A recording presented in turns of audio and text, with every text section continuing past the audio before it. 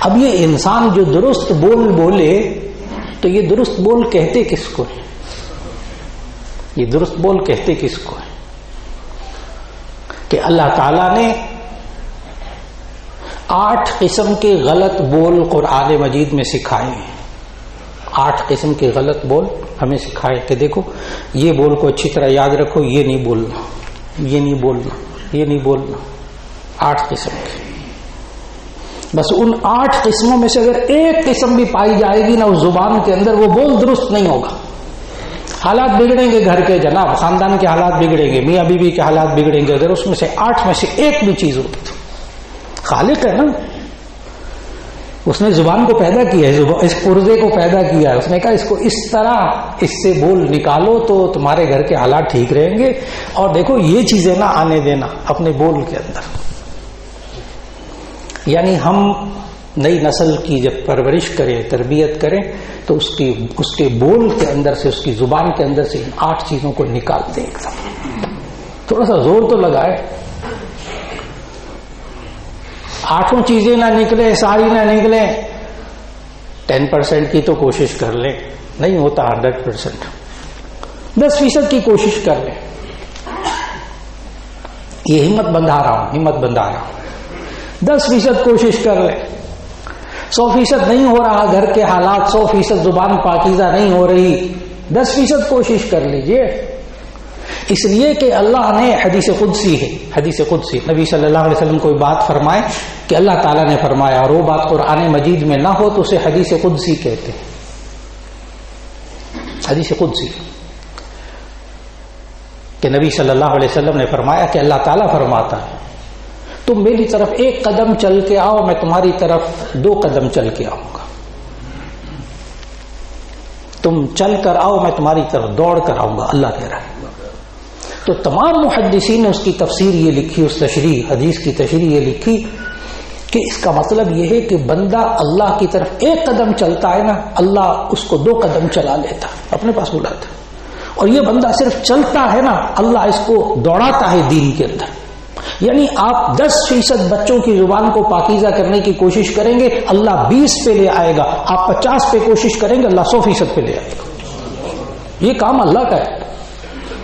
ہمارا کام تو صرف کوشش کرنا ہے. اور وہ 8 چیزیں جو اللہ نے قرآن مجید میں بیان فرمائی کہ اس زبان کے اندر، کیونکہ انسان نہ قول سدید، درست بات، سیدھی بات، درست بول. یہاں سچ بولنا نہیں کہا گیا، سچ بولنے کے لیے اور آیتیں. اس لیے کہ بس اوقات انسان سچ بولتا ہے، کہتے میں درست بول رہا ہوں، حالانکہ اللہ کو وہ سچ بولنا پسند نہیں ہوتا. وہ اللہ کو سچ بولنا پسند نہیں ہوتا. انسان کبھی کبھی اپنی زبان سے وہ بول نکالتا ہے. جیسے غیبت کرنے میں انسان ہمیشہ سچ بولتا ہے. جب بھی انسان غیبت کرتا ہے اس کے منہ سے سچ نکلتا ہے. حالانکہ غیبت کا گناہ اللہ تعالیٰ نے سورۃ الحجرات میں بیان فرمایا، لا یغتب بعضکم بعضا ایحب احدکم ان یأکل لحم اخیہ میتا. کیا تم میں سے کوئی جب غیبت کرتا ہے تو کیا پسند کرے گا کہ اپنے مردار بھائی کا گوشت کھائے؟ اتنا اللہ کو ناپسند ہے. لیکن غیبت کرنے والا ہمیشہ سچ بولتا ہے، جھوٹ نہیں بولتا. غیبت ہوتی ہی سچی بات. کسی انسان کے اندر برائی ہو، کسی انسان کے اندر برائی ہو، کسی انسان کے اندر گناہ کی بات ہو اور وہ اس کی غیر موجودگی میں بیان کی جائے تو اسے غیبت کہتے ہیں. اگر وہ برائی اس کے اندر نہ ہو پھر بیان کی جائے تو وہ غیبت نہیں ہے، وہ تو بہتان تراشی ہے، وہ تو تہمت ہے، وہ ایک الگ موضوع ہے. اس لیے زندگی کے اندر ہم سب کو ایک بات اپنی زبان سے غیبت کو نکالنے کی بھرپور کوشش ہو جائے. میں نے پھر عرض کیا 100% ختم نہیں ہوتا تو 10% کی کوشش کر لیجیے. 10% نہیں ہوتا تو 1% کر لیجیے. آپ 1% کوشش کیجیے، اللہ 10% پہ لے آئے گا.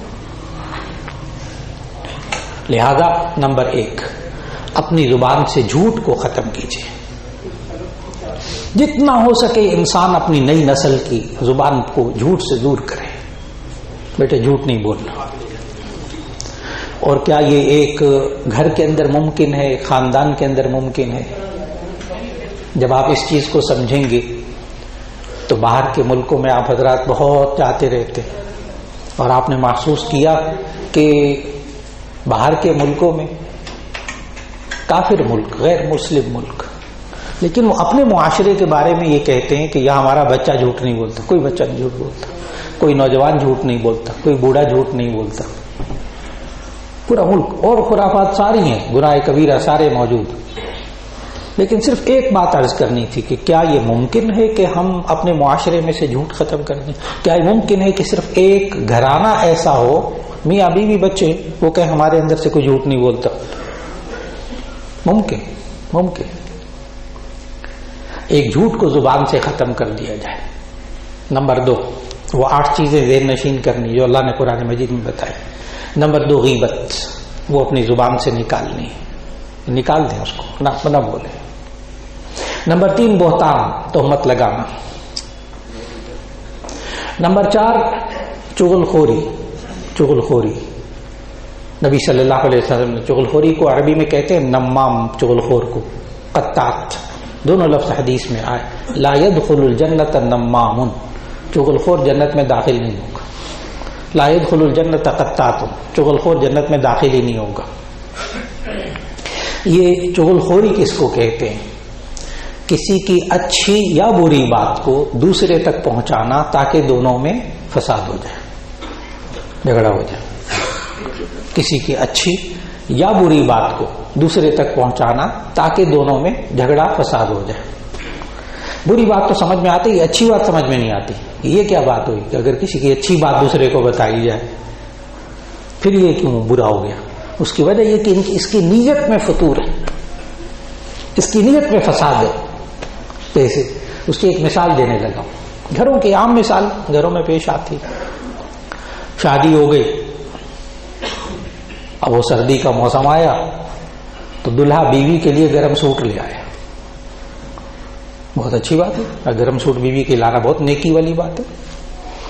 لیکن جو وہ بیوی کی، جو دلہا کی بہن تھی نا، وہ ماں کے پاس گئی، یعنی دلہا کے ماں کے پاس، اور جا کر کہا کہ محترمہ کے لیے سوٹ آیا ہے۔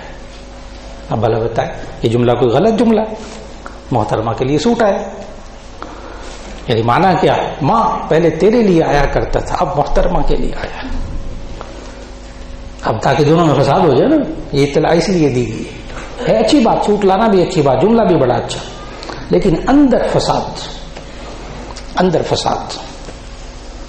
یہ چغل خوری ہے۔ آج گھروں کو آگ لگی ہوئی ہے اس چغل خوری سے، رشتوں میں آگیں لگی ہوئی ہیں اس چغل خوری کی وجہ سے۔ اور یہ دلوں کو توڑنے والا بندہ ہے نا، یہ دنیا میں آپس میں دلوں کو توڑتا تھا۔ نبی صلی اللہ علیہ وسلم فرمایا لا يدخل الجنت النمام، یہ چغل خور جنت میں جائے گا ہی نہیں، جو دلوں کے اندر دوریاں پیدا کرتا تھا۔ چغل خوری سے بچے بھی اگر چغل خوری کریں ان کو وہاں روک دیں، بیٹا نہیں، بس چغل خوری نہیں۔ ہاں اصلاح کے لیے شکایت لگا وہ ایک الگ بات ہوتی، وہ نیت بدل گئی نا۔ چغل خوری اس نئی نسل کی زبان میں سے نکالنے کی کوشش ہو جائے کہ وہ نہ اس کے اندر رہے۔ جھوٹ، غیبت، تہمت، چغل خوری۔ نمبر 5، تمسخر، مذاق اڑانا۔ مزاج ہے بچوں کا مزاج، جب گھر میں بیوی مذاق اڑائے گی، باپ بھی مذاق اڑائے گا، تو آگے بچوں کے اندر وہ بچے سمجھیں گے نہیں اس کو گناہ، حالانکہ حرام، گناہ کبیرہ مذاق اڑانا۔ یا ایھا الذین آمنوا، سورہ حجرات، اللہ تعالیٰ نے منع کیا، سورہ حجرات، یا ایھا الذین آمنوا لا یسخر قوم من قوم عسى ان یکونوا خیرا منهم ولا نساء من نساء عسى ان یکن خیرا منهم۔ یہ مرد اور عورت ایک دوسرے کا مذاق نہ اڑائیں، حرام۔ ہاں مزاح کرنا وہ ایک الگ موضوع ہے انشاءاللہ، مزاح کرنا، خوش طبعی، وہ جائز، اس کے لیے الگ شرائط ہے۔ مذاق اڑانا ہوتا ہے کسی کی کمزوری پر ہنسنا، کوئی موٹا ہے تو اس کی وجہ سے ہنسنا، کوئی پتلا ہے تو اس کی وجہ سے ہنسنا، کوئی بات اس کی چھیڑ بنائی ہوئی ہے اس کی وجہ سے ہنسنا، مذاق اڑانا۔ اور آج کل تو گھروں میں ہوتا ہی یہی ہے، سب کچھ بول دیتے ہیں اور جب دیکھتے ہیں کہ معاملہ ہاتھ سے نکل رہا ہے، اوہ میں تو مذاق کر رہا تھا، چل مٹی پاؤ، یعنی دیکھتے حالات دیکھتے نا بگڑ گئے نا میرے بولنے کی وجہ سے، تو اس وقت کہتے ہیں نا لا یسخر قوم، گناہ کبیرہ، مزے لینے کے لیے بھی نہیں کر سکتے، مذاق نہیں اڑا سکتے. دیکھیں نا معاشرہ ہے، معاشرہ ہے. ذہن میں رکھیے گا، آپ معاشرے میں کسی بھی محفل میں بیٹھے ہو، کسی بندے کا ایک دفعہ مذاق اڑا دیں، اس وقت ٹھیک ہے سارے ہنس پڑے، لیکن جس کا مذاق اڑایا نا وہ کبھی قدر نہیں کرے گا اس بندے کی جس نے مذاق اڑایا. دلوں میں دوری پیدا ہو گئی نا. وہ خالق ہے، اسے پتا ہے کس چیز سے دلوں میں دوری پیدا ہوتی ہے. نمبر 5 تمسخر. نمبر 6 جس کو زبان بولے تو وہ قول سدید درست بول نہیں ہوتا. نمبر 6 دھوکہ. دھوکہ یہ منافقوں کا طرز عمل اللہ نے سورۃ البقرہ کے دوسرے رکوع میں بتایا. دھوکہ، زبان استعمال کرتے ہیں دھوکے میں. ومن الناس من يقول آمنا بالله واليوم الآخر وما هم بمؤمنين يخادعون الله والذين، جب وہ جاتے ایمان والوں کے پاس تو کہتے ہیں ہم ایمان لائے، اور جب جاتے وإذا خلوا إلى شياطينهم قالوا إنا معكم إنما نحن مستهزئون. جب ادھر والوں سے ملتے ہیں کہتے ہم آپ کے ساتھ ہیں، جی ہم دل و جان سے آپ کے ساتھ ہیں. ادھر جاتے تو کہتے ہم تو ایسے مذاق کر رہے تھے، ہم آپ کے ساتھ ہیں. جس طرف اشارہ کیا پورا سمجھ گئے کہ وہ پورا نظام دھوکے پر مبنی ہے. اور اللہ پتہ کیا کہتا، اللہ کہتا ہے اس آیات میں منافقین یہی کرتے تھے نا. اللہ کہتا ہے یخادعون اللہ والذین آمنوا وما یخدعون الا انفسهم وما یشعرون. یہ ایمان والوں کو دھوکہ دیتے ہیں، ایمان والوں کو دھوکہ دیتے ہیں، اللہ کو دھوکہ دیتے ہیں. وما یخدعون الا انفسهم، یہ اور کسی کو دھوکہ نہیں دیتے، اپنے آپ کو دھوکہ دیتے. یہ گیم اپنے ساتھ کھیل رہے، اللہ کے ساتھ گیم کے کیا کھیلیں. زبان میں دھوکہ نکالتے ہیں. نئی نسل زبان کو دھوکے میں نہ بولے. نمبر 7 ایذاء مسلم. ایذاء مسلم.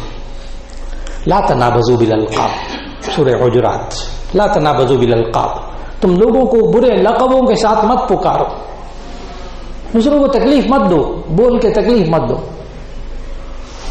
ہر ایک کا نام ڈالا ہوا ہے، چھیڑ ڈالی بھی، اور بڑا ہنر سمجھتے ہیں یہ، میں نے ہر ایک کا نام ڈالا ہوا ہے. جس کا نام لیتے وہ چڑھتا ہے، مزے لیتے. حرام، ناجائز. نمبر 8 سب و شتم، گالی دینا. گالی دینا، میں نے بد زبانی کا لفظ نہیں کہا، بد زبانی تو وہ ساری آ گئی نا. گالی دینا، اللہ تعالیٰ نے پتہ کس کو گالی دینے سے منع کیا ہے قرآن مجید میں.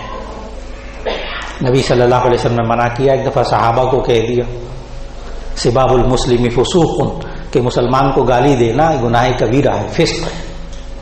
اور ایک جگہ نبی صلی اللہ علیہ وسلم نے فرما دیا کہ صحابہ بیٹھے ہوئے تھے کہ دیکھو گناہ کبیرہ ہے کوئی شخص اپنے ماں باپ کو گالی دے.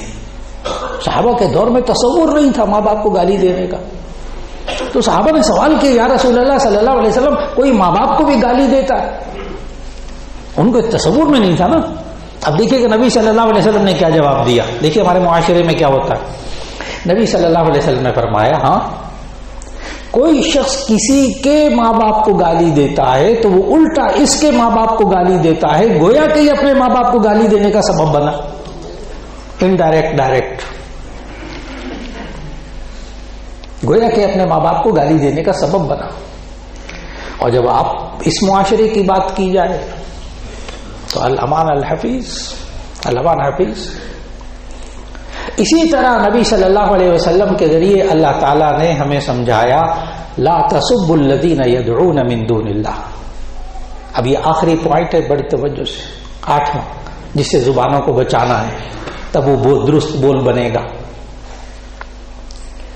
لا تسبوا الذین یدعون من دون اللہ فیسبوا اللہ عدوا بغیر علم. نبی صلی اللہ علیہ وسلم کو خطاب کر کے کہا کہ آپ ان مشرکین کے معبودان باطلہ کو گالی نہ دیں. فیسب اللہ عدوا بغیر علم، پھر یہ اللہ کو گالی دیں گے بغیر علم کے، اور وہ آپ کو برا لگے گا. شرک بدترین چیز، وہ بت بدترین چیز، یعنی بتوں کے برا ہونے میں تو کوئی شک نہیں ہے نا، لیکن گالی اس کو بھی نہیں دیں گے. ہاں آپ اس کے حق بات بیان کریں کہ یہ بت جو ہے مکھی بھی نہیں بنا سکتے، یہ ناک پہ مکھی اڑے چڑھ جائے تو اڑا نہیں سکتے، یہ کوئی نفع نہیں دے سکتے، نقصان نہیں دے سکتے، دلائل دیں، آپ گالی نہیں دینی۔ اور ہمارے معاشرے میں ہر شخص دوسرے کے رہنما کو گالی دیتا ہے۔ رہنما سمجھ میں آ گیا نا، وہ مشرکین مکہ کے بت تھے نا، تو یہاں بھی تو لوگوں کے ذہنوں میں انسان بت بن کے بیٹھے ہوئے ہیں نا، انسان لوگوں کے ذہنوں میں بت بن کے بیٹھے ہوئے نا، لہذا اگر کسی کے رہنما کو گالی دے گا تو وہ اس کے رہنما کو گالی دے گا، گویا کہ خود اس نے اپنے رہنما کو گالی دی۔ کسی کے بڑے کو گالی دیں گے وہ آپ کے بڑے کو گالی دے گا۔ معاشرے میں روش، اس سے بھی اپنے آپ کو بچا۔ تو آج کی نشست کا خلاصہ یہ ہوا کہ اللہ تعالیٰ نے ہمیں قرآن مجید میں یہ اصول سکھایا کہ ہم اپنے بول کو پاکیزہ بنا لیں، ہم اپنے بول کو درست کر لیں، اور اس بول میں سے 8 چیزوں کو نکال دیں: جھوٹ کو، غیبت کو، تہمت کو، دھوکہ دینے کو، چغل خوری کو، دوسرے کو تکلیف پہنچانا، گالی دینا، بدزبانی کرنا۔ ان 8 چیزوں سے اپنے آپ کو اگر ہم نے بچا لیا تو ہمارا بول درست ہو جائے گا، اور اس کے نتیجے میں اللہ کیا کرے گا؟ یصلح لکم اعمالکم، وہ اللہ سارے کام درست کر دے گا۔ وآخر دعوانا ان الحمد للہ۔